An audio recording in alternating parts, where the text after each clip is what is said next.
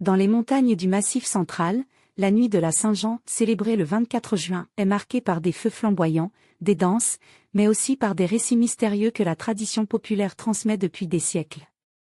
Parmi ces légendes, celle des pierres qui tournent tient une place toute particulière.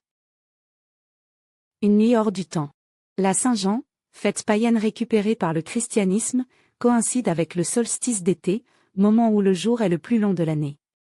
C'est une période chargée en symbolisme, où la frontière entre le monde visible et l'invisible semble s'amincir.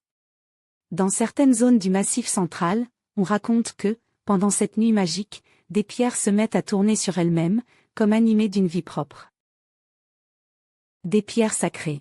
Ces pierres sont souvent d'anciens blocs druidiques ou des mégalithes isolés, parfois christianisés par l'ajout d'une croix. Les récits rapportent qu'à minuit, au moment précis où les feux de la Saint-Jean brillent au sommet des collines, ces pierres s'animent.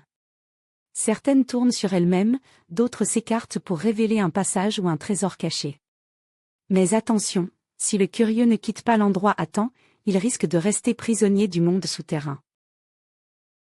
Symbolique et interprétation. Ce phénomène symbolique de la pierre qui tourne peut être interprété comme le signe d'une transformation, la matière figée se met en mouvement, révélant les mystères cachés sous la surface. Dans le contexte de la Saint-Jean, cette tradition illustre le passage entre deux cycles, entre lumière et obscurité, entre visible et invisible. Certains ethnologues y voient une survivance de cultes anciens liés aux esprits de la terre ou aux puissances telluriques, encore vivaces dans les croyances rurales du Massif central.